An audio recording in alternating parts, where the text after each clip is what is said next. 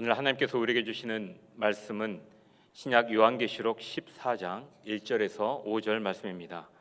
제가 가진 성경으로 신약 412면에 있습니다. 요한계시록 14장 1절에서 5절 말씀을 제가 받들어 봉독하겠습니다. 이 계시의 말씀을 봉독할 때 살아계신 주님의 음성을 들으실 수 있기를 바랍니다. 또 내가 보니 보라, 어린 양이 시온산에 섰고 그와 함께 14만 4천이 서 있는데 그들의 이마에는 어린 양의 이름과 그 아버지의 이름을 쓴 것이 있더라. 내가 하늘에서 나는 소리를 들으니 많은 물소리와도 같고 큰 우레소리와도 같은데 내가 들은 소리는 검은 고 타는 자들이 그 검은 고를 타는 것 같더라. 그들이 보좌 앞과 네 생물과 장로들 앞에서 새 노래를 부르니 땅에서 속량함을 받은 14만 4천 밖에는 능히 이 노래를 배울 자가 없더라. 이 사람들은 여자와 더불어 더럽히지 아니하고 순결한 자라. 어린 양이 어디로 인도하든지 따라가는 자며 사람 가운데에서 속량함을 받아 처음 익은 열매로 하나님과 어린 양에게 속한 자들이니 그 입에 거짓말이 없고 흠이 없는 자들이더라. 아멘. 이 시간 이병호 목사님 나오셔서 신앙인 다른 길을 가는 사람들이라는 제목으로 하나님의 말씀을 선포해 주시겠습니다. 하나님 아버지, 주님을 사랑하는 귀한 성도들, 험한 세상 살다가 주의 품으로 돌아왔습니다. 겸허한 마음으로 주의 말씀을 기다립니다. 귀한 자리 부족한 종을 세우셨사오니 성령께서 임하셔서 말씀하여 주옵소서. 행여나 사람의 말은 가리워 주시고 오직 하나님의 음성만이 들려지게 하여 주옵소서. 예수님의 이름으로 기도하옵나이다. 아멘. 할렐루야. 이 아침에도 주의 은혜가 우리 가운데 함께 하실 줄로 믿습니다. 우리가 험한 세상을 살다 보면 때로는 갈 방향과 갈 길을 잃어버리고 때로는 허우적대는 그런 경우가 있습니다. 여러분은 신앙인으로서 올바른 길을 걸어가고 있습니까? 가끔 믿지 않는 사람들로부터 우리 신앙인에 대한 냉소적인 말 가운데에서 이런 말을 듣습니다. 정말 예수 믿는 사람이라 그래서 안 믿는 사람과 다른 면이 무엇이 있습니까? 사실 예수 믿는 사람들이 안 믿는 사람보다 더 나빠지지 않은 것만으로도 다행이라고 생각합니다 하는 냉소적인 이야기를 들을 때 우리는 때로는 마음에 언짢아질 때도 있지만 이런 뼈를 때리는 듯한 소리를 들을 때 우리는 그것을 뼈아픈 마음으로 엄중한 그런 마음으로 들어야 할 때가 있습니다. 이들이 왜 이렇게 믿는 사람들에게 냉소적일까? 바로 그들의 질문은 믿는 사람과 안 믿는 사람의 구분이 없다는 겁니다. 조금 더 말하면 교회나 세상이나 구별이 안 된다는 거예요. 똑같다는 겁니다. 더 나빠지지만 않아도 다행이다 하는 이야기를 듣습니다. 우리 오늘은 이 하나님의 말씀을 통해서 정말 우리가 신앙인이란 어떤 존재인가, 자기의 정체성, 잃어버린 영적인 정체성을 회복하는 이 시간이 되기를 주의 이름으로 축원합니다. 유명한 철학자 쇼펜하우어가 골똘히 뭔가를 생각하다가 앞에 사람이 오는 걸 모르고 지나가다가 앞사람과 세게 부딪히게 됩니다. 앞사람이 화가 나서 당신 도대체 누군데 앞도 보지 아니하고 가다가 이렇게 나랑 부딪혔냐고 이렇게 화를 냈습니다. 이때 쇼펜하우어 대답이 이것이었습니다. 내가 누구냐고요? 글쎄 내가 그걸 몰라 지금 생각 중이라고. 철학자적인 얘기라고 생각을 합니다. 그렇다면 여러분, 조금 전에 제가 질문한 대로 여러분들은 명확히 자기 자신이 어떤 존재인가를 잘 알고 살아가고 계십니까? 즉 내가 예수 믿는 사람으로서 예수 안 믿는 사람과 어떤 면에서 영적인 방향 감각이 어떤 면에서 세상 조리와 휩쓸리지 아니하고 성도로서의 삶을, 바른 삶을 살아가고 있느냐 하는 질문입니다. 이 마태복음부터 요한계시록까지 신약 성서의 중심에 흐르고 있는 말씀을 찾아보면 우리 믿는 사람에 대한 호칭이 변해가는 것을 볼 수 있습니다. 처음은 믿는 사람들이 그냥 믿는 사람들이라고 이렇게 호칭을 했습니다. 그러다가 변한 것이 지난번에 제가 한번 설명을 했는데 그리스도인이라는 칭함을 받습니다. 그것이 사도행전 11장 26절 말씀에 안디옥에서 비로소 그리스도인이라는 호칭을 받게 되었더라. 크리스티아누스란 말인데 이것은 예수께 속한 사람, 예수님만 따르는 사람, 뭐 이런 의미로 그리스도인이라는 그런 호칭을 받게 됩니다. 그러다가 마침내 와서 성도라 하는 그러한 거룩한 이름을 듣게 됩니다. 그래서 오고 오는 세대 가운데에서 믿는 사람들을 성도라 이렇게 부르게 됩니다. 성경은 맹맥히 흐르고 있는 우리 성도가 어떤 존재인가를 말씀해 주고 있는데, 성도란 예수 그리스도의 보혈로 깨끗이 씻음 받은 존재, 성도란 성령 충만한 성령의 사람, 성도란 하나님의 자녀, 그래서 성도란 하나님 나라의 기업을 받을 사람들. 그러므로, 그 다음이 중요해요. 그러므로 내가 거룩하니 너희도 거룩하라. 이 말씀이 성경에 맹맥히 이어져 가고 있는 말씀입니다. 결국 성도라고 하는 이름이 로마 세계에서 계속해서 이어져 나오면서 그리스도인이라는 이름이 성도라는 이름으로 바뀌게 됩니다.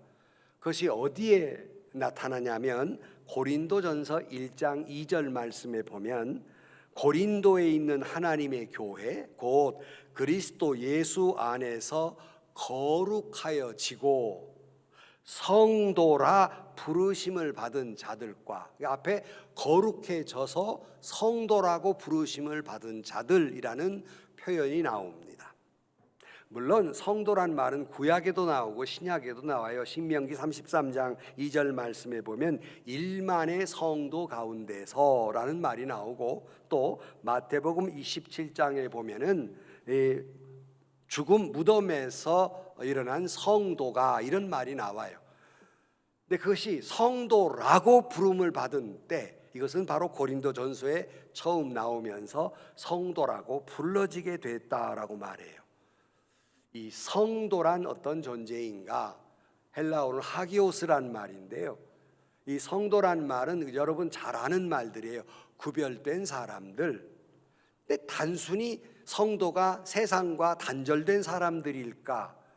조금 더 구별된 사람들이라는 말을 좀 더 건너가 보면, 좀 더 풀이를 해보면 성도라는 말의 의미는 적극적으로 보면 하나님께 온전히 바쳐진 사람들, 성도란 오직 하나님만을 위해 특별히 성별된 존재들, 이것을 성도라고 말합니다. 그러니까 이 어둡고 썩어져가는 세상 속에서 하나님의 생명을 품고 세상에 거룩하게 살아야 할 존재, 이것이 바로 성도라는 말입니다. 그렇다면 여러분에게 묻고 싶은 것은, 아까 성도라는 말에 하나님께 온전히 바쳐진 존재라면 여러분은 성도이십니까? 이 말은 진정으로 하나님께 여러분의 삶이 온전히 바쳐진 사람들입니까? 라는 질문이에요. 또 하나, 오직 하나님만을 위해 특별히 성별된 존재라는 말처럼 여러분들의 삶은 하나님만을 위해 특별히 성별된 존재로 살아가고 계십니까? 이 질문이 성도이십니까? 라는 질문이에요. 제가 이 질문을 심각하게 생각한 때가, 어느 날 갑자기 제가 섬기는 교회에서 권사님이 제게 심각하게 질문을 해요. 목사님, 언제부터 성도라는 이름을 붙일 수 있습니까? 이 질문은 막 등록했다고 해서 성도입니까? 라는 질문이에요. 우리는 당연히 교회에 등록하면 성도라고 부르는데 이 심각한 질문에, 여사 질문이 아니에요. 이 심각한 원초적인 질문에 당황스러웠습니다. 이 권사님의 질문은 교회에 등록했다고 다 성도입니까? 라는 질문이에요. 여러분은 어떻게 생각합니까? 교회에 등록하면 다 성도입니까? 저는 이렇게 생각합니다. 교회에 등록한 사람은 교회 멤버예요. 그 다음에 구별된 존재로 살아갈 때 비로소 성도라고 불리울 자격이 있다고 봅니다. 그러나 우리가 일반적으로 등록하면 성도라고 다 부르는데 뭐 막 등록한 분이든 막 예수 믿는 사람이든 여러분은 성도이십니까? 이 어묵한 질문에 여러분들 스스로 대답할 수 있어야 됩니다. 여러분의 삶은 진정으로 하나님께 거룩하고 온전하게 바쳐져 있는 삶을 살아가고 계십니까? 만약 우리 그리스도인들이 예수 그리스도의 옷을 입고 그리스도의 생명을 품고 이 죄악 많은 세상과 저항하며 산다면 비로소 세상은 소망이 있을 것이지만, 비로소 세상은 치유될 능력을 갖지만 우리 예수 믿는 사람들마저도 성도로서의 본분을 잊어버린다면 세상은 소망이 없어요.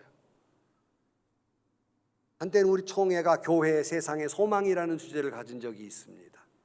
정말 교회는 세상의 소망입니까? 이 질문은 여러분은 성도입니까? 라는 질문과 일맥상통해요.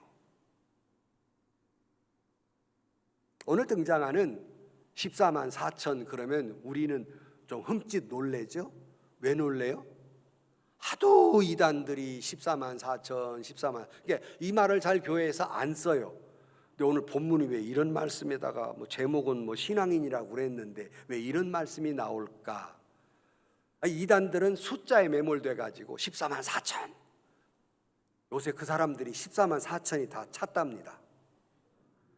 앞으로 오는 사람은 어떻게 할지 고민이랍니다. 지금 다 차버려 갖고.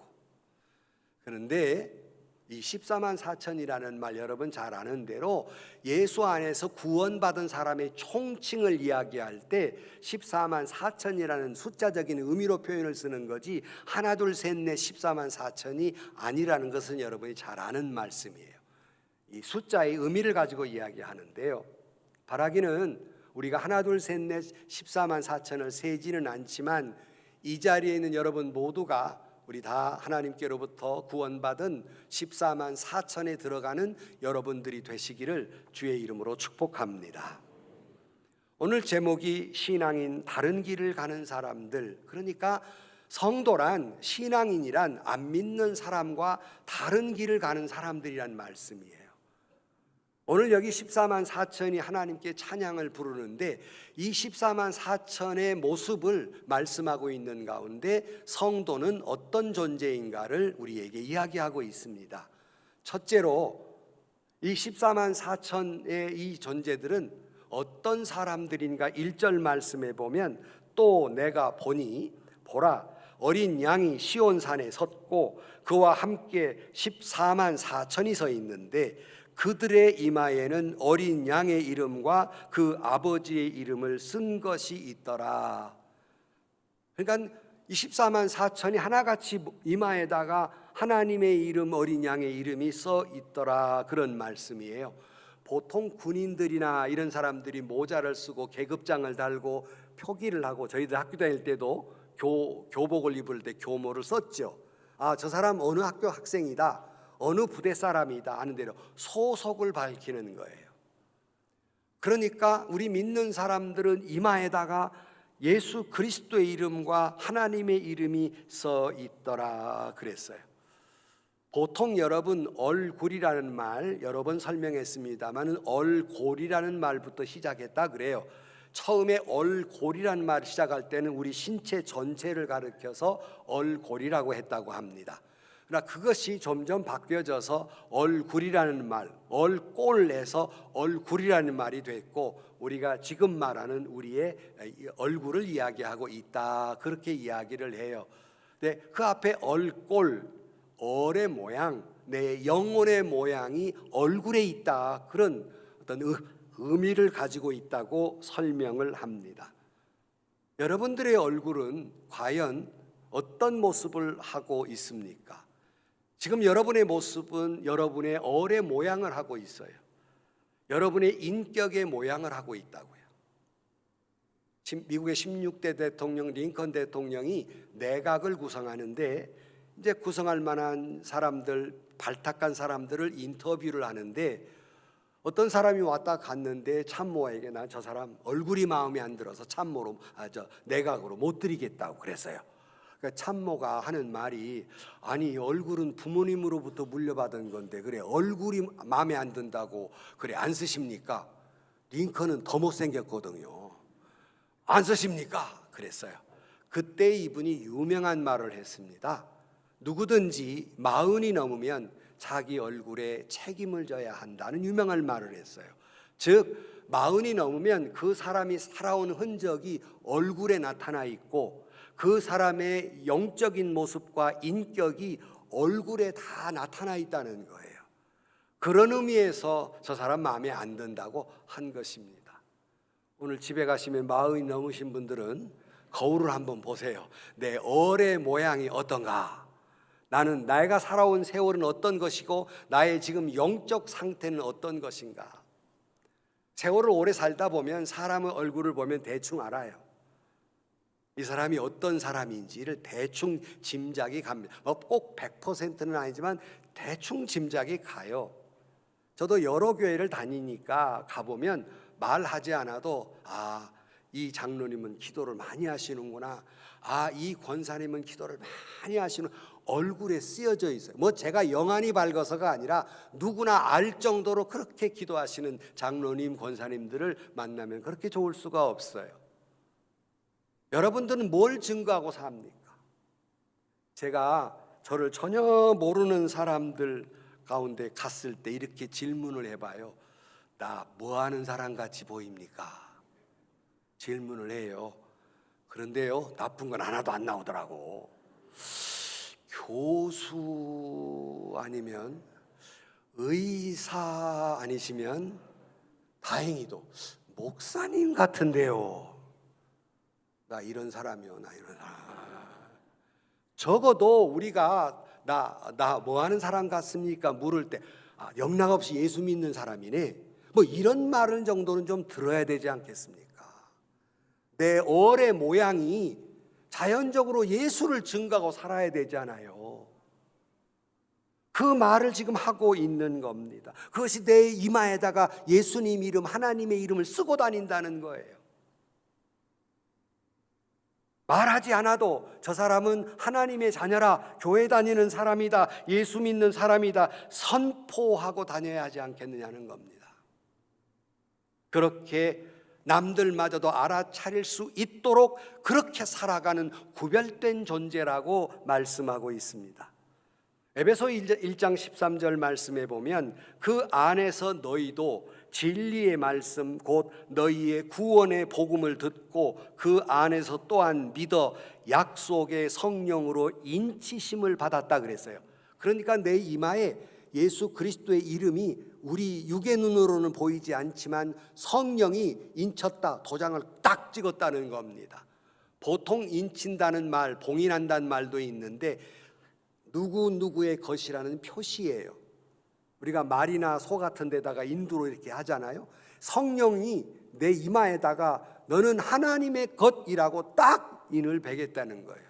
우리 눈에는 보이지 않지만 여러분의 이마에는 다 그렇게 예수 믿는 사람들이라고 이마에 인을 쳤다라고 말해요. 그래서 세상은 우리 예수 믿는 사람을 볼 때 두려워 떨어야 한다는 말씀이에요. 이 말을 다른 말로 말하면 저 사람은 나와 다른 길을 가는 사람들, 존경할 만한 사람들이라고 세상 사람들이 여겨주어야 한다는 거예요. 과연 한국 크리스찬들은 세상 사람들에게 그런 존경을 받고 있습니까? 그러니까 만약에 내가 정말로 예수 믿는 사람들로 살아간다면 세상은 존경보다는 우리를 아마 미워할 겁니다. 왜냐하면 자기들과 다르기 때문이에요. 그러나 우리가 예수 믿는 사람이 세상 사람과 똑같이 살면 오히려 사랑해 줄 겁니다. 자기들하고 같기 때문에. 제가 만들어낸 말이 아니라 성경에서 말씀하고 있어요. 요한복음 15장 19절 말씀에 너희가 세상에 속하였으면 세상이 자기 것을 사랑할 것이나 너희는 세상에 속한 자가 아니요 도리어 내가 너희를 세상에서 택하였기 때문에 세상이 너희를 미워하느니라. 우리가 하나님의 택함 받은 자로 살아가기 때문에 세상이 우리를 미워한다는 거예요. 그렇다면 역설적으로 보면 내가 세상으로부터 미움을 받는다면 강력하게 내가 하나님의 자녀로 살아간다는 증거이지만, 내가 세상 사람들이 나를 사랑해 준다면 강력하게 나는 세속화되어 있다는 증거이기도 하다는 말씀이에요. 우리는 세상의 한복판에서 예수 믿는 사람이라고 소속을 분명히 밝히며 세상을 밝혀야 할 존재로 우리가 성도라는 이름을 받은 것이에요. 마태복음 5장 14절 말씀에 너희는 세상의 빛이라. 산 위에 있는 동네가 숨겨지지 못할 것이요 사람이 등불을 켜서 말 아래 두지 아니하고 등경 위에 두나니 이러므로 집안 모든 사람에게 비치느니라. 이같이 너희 빛이 사람 앞에 비치게 하여 그들로 너희 착한 행실을 보고 하늘에 계신 너희 아버지께 영광을 돌리게 하라. 이게 우리가 세상의 성도로 살아가야 할 이유입니다. 사랑하는 성안교회 교우 여러분, 우리 모두는 우리가 모든 삶이 하나님께 온전히 드려진 삶, 내 모든 삶이 오직 하나님만을 위한 구별된 존재로서 성도라 여러분 증언하며 살아가는 많은 사람들에게 성도라 그렇게 선포하며 살아가는 여러분들이 되시기를 주의 이름으로 간절히 축원합니다. 그럴 때 비로소 성도라는 이름을 가질 수 있어요. 두 번째, 아까는 소속이 다르다 그랬잖아요. 두 번째는 성도는 세상 사람들과 뭘 다르게 사는 사람이냐 하면 행동 기준이 다른 삶을 사는 사람이에요. 그것이 오늘 4절 말씀에 그걸 이렇게 표현하고 있습니다. 이 사람들은 여자와 더불어 더럽히지 아니하고 순결한 자라. 어린 양이 어디로 인도하든지 따라가는 자며 사람 가운데에서 속량함을 받아 처음 익은 열매로 하나님과 어린 양에게 속한 자들이다. 하나님과 어린 양에 속했다는 건 아까 설명을 다 했어요. 이 14만 4천 명이 여자와 더불어 더럽히지 아니한다는 말은 이때 여자라고 표현된 것은 세상의 유혹이에요. 그러니까 성도라고 부름을 받은 사람은 세상의 유혹에 동화되지 아니하고 흔들리지 아니하고 영적인 지조를 지켜가며 사는 사람들, 이것이 바로 성도라는 말이에요. 그리고 어린 양이 어디로 이끌든 따라가는 사람들, 세상을 따라가는 것이 아니라 예수님이 이끄는 대로 따라가는 사람들, 이게 성도라 이렇게 말해요. 성경에서 여러분 예수님을 어린 양으로 표현할 때는 예수님이 어린 양으로 이렇게 고난을 당하신 것에 대한 표현이고, 한편으로 성도를 향한 사랑을 이야기할 때 어린 양이다 이렇게 표현해요. 그런데 성도는 그렇게 예수님의 말씀대로 그대로 따라가는 사람들, 행동 기준이 그것인 사람들이에요. 그래서 어떤 신학자가 이런 말을 했더라고요. 성도는 예수의 눈이 멀어서 세상 유혹이 보이지 않는 사람들. 어려워서 못 알아듣겠습니까? 예수 사랑에 눈이 어두워가지고 세상 유혹이 안 보이는 사람들. 이걸 구체적으로 설명을 드리면, 제가요, 저희 부부는 한 교회에서 만났어요. 제가 지휘자고 제 아내가 반주했는데, 제 아내하고요 결혼하려고 보니까 세상 사람 아무도 안 보이고 오직 우리 집사람만 보여요. 다른 여자는 가시밭에 백합꽃. 지금도 저는 여자를 돌보듯 합니다. 그리고 이제 세상에 우리 부모님 아무리 다른 여자 얘기해도 안 보이고 우리 집사람만 보이더라고요. 정신 차려 보니까 딴 여자도 많더라고. 내가. 오직 너무 크게 웃네. 오직 우리 집사람만 밖에 이게 그 사랑에 눈이 어두워 다른 사람은 아무것도 안 보이는 사람. 진짜 사랑하면 그렇게 되잖아요. 예수 믿는 사람이 그렇다는 거예요. 예수님을 사랑하다 보니까 세상은 안 보이는 거예요. 세상은 간 곳 없어요. 이게 성도라는 말이에요. 이렇게 거룩하게 사는 게 성도라는 말이에요. 여러분, 보통 오늘 또 이렇게 오케스트라가 이렇게 서 있습니다만은 큰 오케스트라가 연주를 할 때 보면 조용하잖아요. 딱 좌석을 하면 막 시끄러워요. 왜 시끄러운지 아십니까? 튜닝 하느라고 서로 이렇게 조율하느라고 삑빽 해요. 그러다가 어느 정도 시간이 지나면 오보에를 가진 사람이 뽀 하고 소리를 내요. A, 영어로는 A죠. 우리 도레미로는 라예요. 라음을 뽀 하고 내요. 그러면 다 각자 튜닝을 하다가 조용해지면서 그 소리를 듣고 자기 악기를 맞춥니다. 하나의 기준을 가지고, 절대음이에요. 그 라라는 A음을 가지고 다 조율을 해요. 조용해져 가지고. 그런데 만약에 그 오보의 소리를 듣지 않고 자기 옆에 사람의 악기 소리를 듣고 음을 조율하면 다 각기 음이 틀려서 불협화음이 나오고 마는 거예요. 튜닝을 해본 분은 알지만 소리가 딱 맞으면 이 울림이 적고 가지런히 음이 나와요. 근데 이게 서로 안 맞으면 이게 부딪히 간섭이 나서 거치는 소리가, 이상한 소리가 나요. 뭘 또 알아야 이 말을 알아듣지 또. 그러니까 라 소리, A 음을 쭉 잡고 가서 온 오케스트라가 그 오보의 소리 하나에다가 다시 기준을, 음을 조절하는, 그 다음에 이제 연주를 하기 시작해요. 절대 기준, 절대 음입니다. 우리 예수 믿는 사람이 세속에 가장 시끄러운 별소리가 다 많지만, 아니 교회에 여러 가지 갈등으로 별소리가 많지만 우리의 절대음, A음은 예수 그리스도예요. 아무리 시끄러워도 최종적으로는 예수에게 그 음을 맞추는 사람들, 이게 성도라는 말입니다. 성안교회는 예수에게 음을 맞추고 삽니까? 주변의 까십거리, 이런 소리 저런 소리에 음을 맞추고 사십니까? 성도는 오직 예수에게 내 삶의 음정을 맞춰 사는 사람들입니다.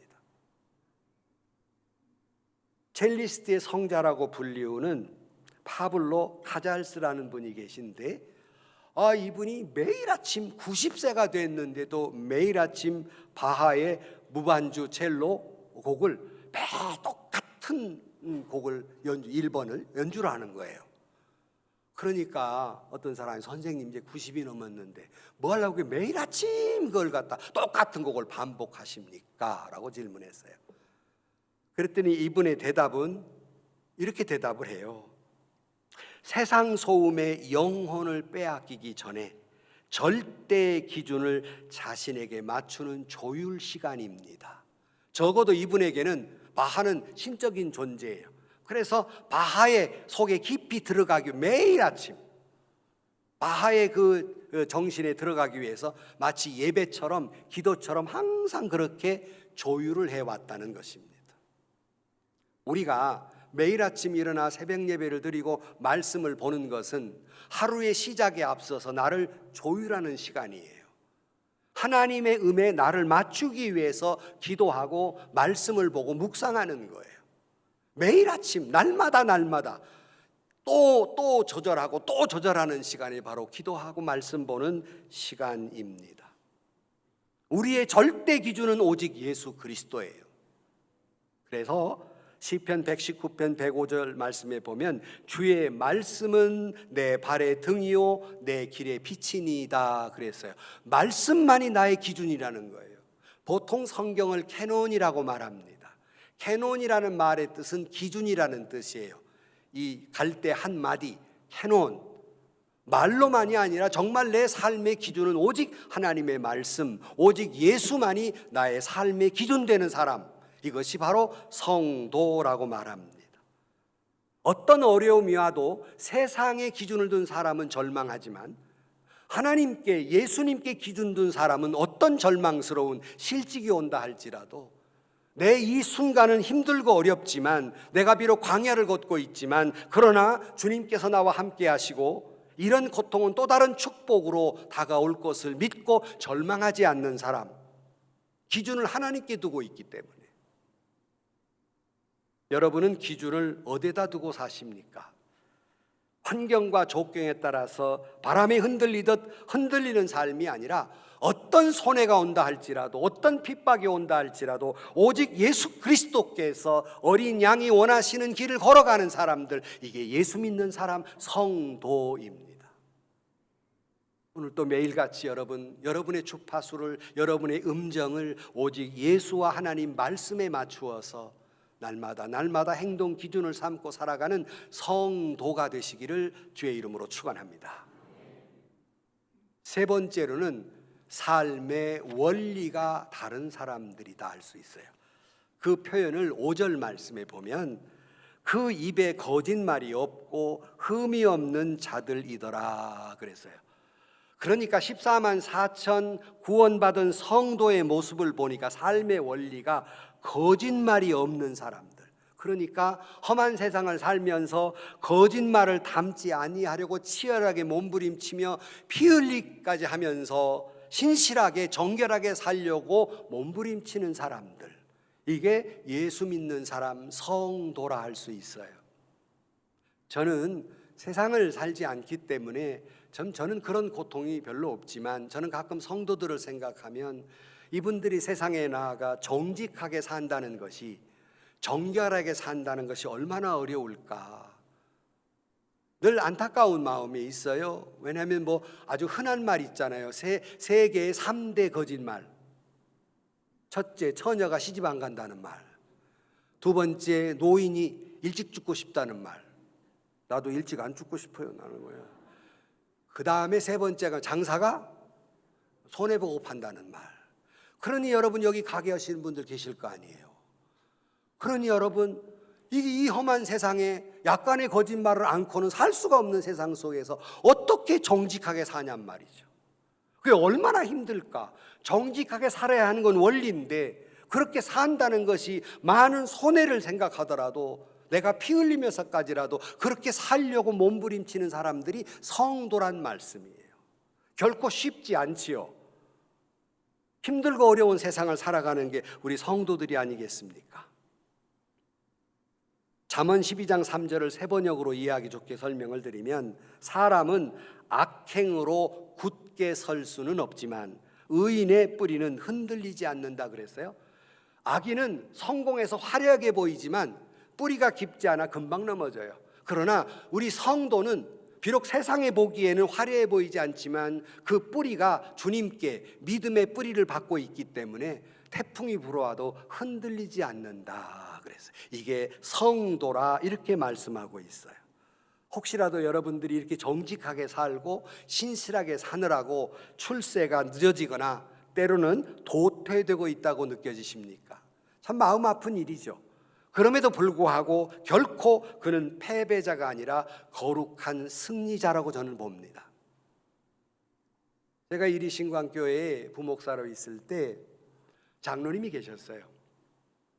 이분이 그 경찰서의 성자라고 호칭을 받은 분이에요. 그런데 이분이 너무 성실한데 언제나 보통은 이렇게 계급사회는 그 다음에 이 계급 올릴 서열이 쭉 나오더라고요. 항상 1번이에요. 근데 항상 계급이 안 올라가. 왜일까? 모르는 척하지 마세요. 안 주어서 뭔지 몰라 이거? 뇌물 안 줘서. 그게 한 40년 전 얘기예요. 그렇다고 고발하지 마세요. 지금은 아니고 그때 계속 떨어지는 거예요. 항상 서열은 1위. 성자 취급받는 분이 얼마나 성실했겠어요. 끝끝내 그분은 뇌물을 쓰지 않으셨습니다. 저는 그래서 그분을 존경합니다. 계급사회 살아보신 분은 알지만 정말 계급 하나 올라가는 게 얼마나 희망이에요.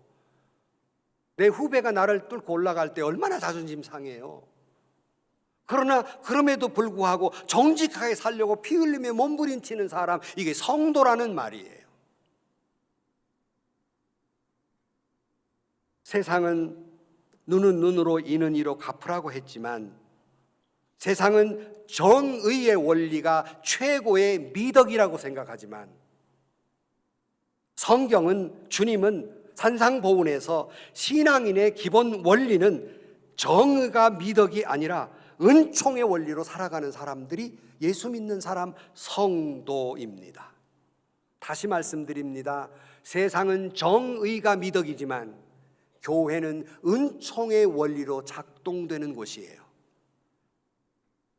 세상 이 교회가 세속화되었다는 것은 교회가 무슨 이상한 짓을 했다는 말이 아니에요. 교회가 세상 원리로 작동되고 있을 때 세속화된 거예요. 어떻게 해요? 정의가 미덕인 원리로 작동되면 그건 세속화예요. 뭔 말이래 이게 지금 그렇잖아요. 교회는 은총의 원리로 작동되는 것이 교회예요. 교회가 정의를 찾아간다면 은총의 원리를 바탕으로 정의를 찾아가는 것이에요. 정의롭지 말라는 말이 아닙니다. 기본이 베이직이 뭘로 깔려 있냐는 겁니다. 교회는 은총의 원리로 작동되는 곳이어야 해요. 그렇지 않고, 여러분, 특별히 광주는 우리 대한민국의 정의의 본산지라고 해도 과언이 아니잖아요. 아무리 광주가 그런 곳이지만 교회는 그런 곳이 아니에요. 교회는 은총의 원리로 가는 곳이에요. 총회나 노회나 교회나 갈등이 있는 곳, 총회 임원으로 있으면서 얼마나 그런 데를 많이 봤는지. 가면 제가 늘 이렇게 은총의 원리를 이야기하면 꼭 뭐 보듯 봐요. 하나도 작동되지 않아요. 그렇다면 한국교회는 세속화됐다는 거예요. 세상의 논리가 교회에 들어와 지배하고 있다는 말이에요. 총회나 노회나 마찬가지예요. 우리 장로님들 다 노회 가보고 총회 가보면 다 경험하시는 것들이에요.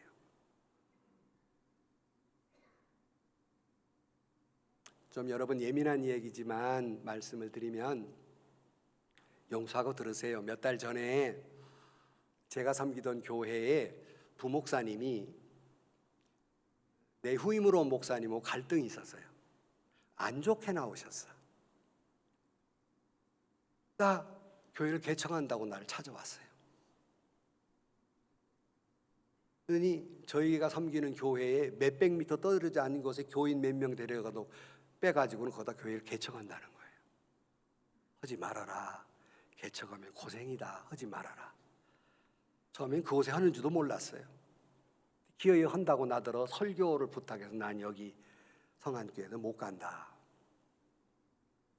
그리고 제 제자 장로에게 전화를 걸었습니다.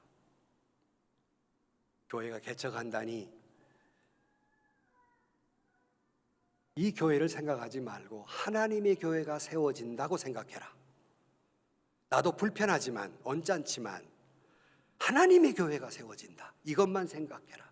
몇 미터 떨어졌냐 법적으로 노예로 시끄럽게 하지 말아라. 하나님의 교회가 세워진단다. 도와줘라. 노예나 모든 절차를. 그 장로님이 목사님 솔직히 마음에 안 들지만 알겠습니다. 도와줘라. 알겠습니다. 제가 당회에 고집을 해서라도 우리 교회가 어떤 프로그램이 있거든요. 부목사님 개척할 때 다 진행하겠습니다. 언짢게 나간 사람이라 당회가 좋았겠습니까? 제가 그랬습니다. 네가 그렇게만 한다면 너는 신앙의 대인배이다. 예은교회는 대인배다. 그대로 실천을 했어요. 이게 정의의 원리로만 몇 미터 떨어졌어. 이거 말이 되는 소리야 안 되는 소리야. 이게 정의의 원리예요. 은총의 원리는 주님만 보는 거예요. 하나님의 교회가 세워지는 거예요. 나하고 불편했든 안 불편했든. 여러분에게 묻습니다. 성안교회는 정의의 원리로 작동되고 있습니까? 은총의 원리로 작동되고 있습니까? 워치만 리라고 하는 중국 선교사님이 쓴 간증집에 보면 중국 어느 농부가 간증을 해놨어요. 중국 어느 농부가 논에 물을 대는데 꼭 다음날 아침에 가보면 물이 다 빠져 다른 사람이 빼가 버린 거예요. 지금은 그러지 않지만 옛날에는 우리나라도 농촌에서 물 대는 것 때문에 칼부림 난 사건들이 한두 건이 아니에요. 몰라요? 아는 분은 연식이 좀 된 사람이고 칼부림 난.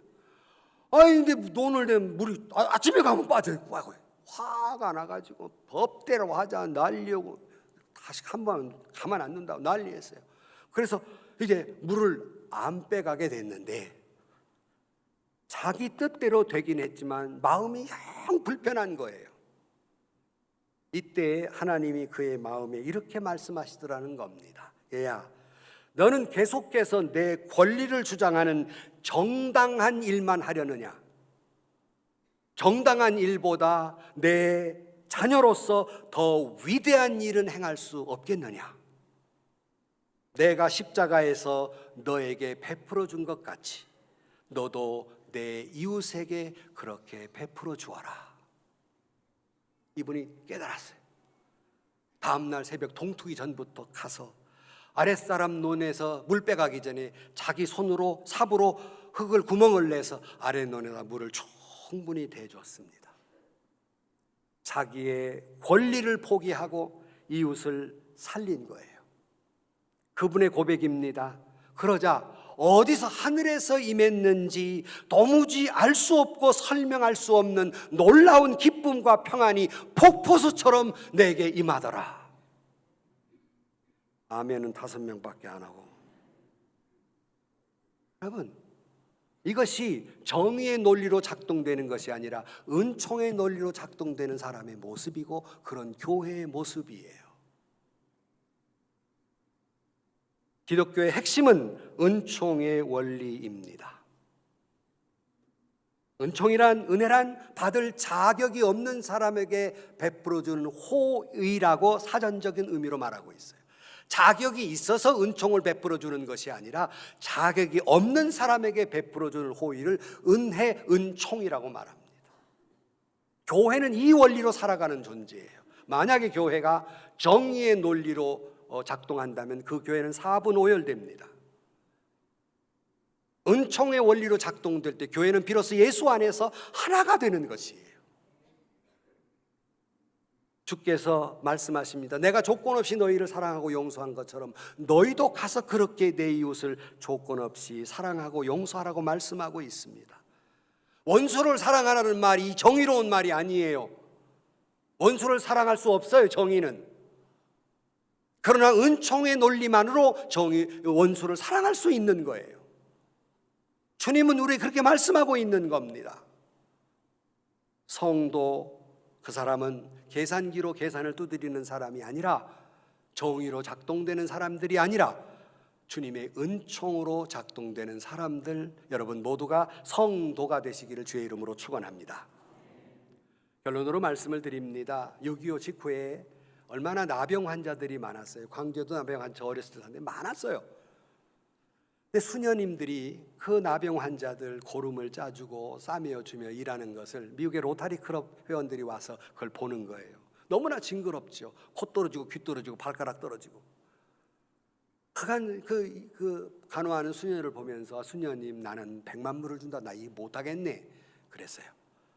수녀님이 아이고 나도 100만 불을 나도 못해요.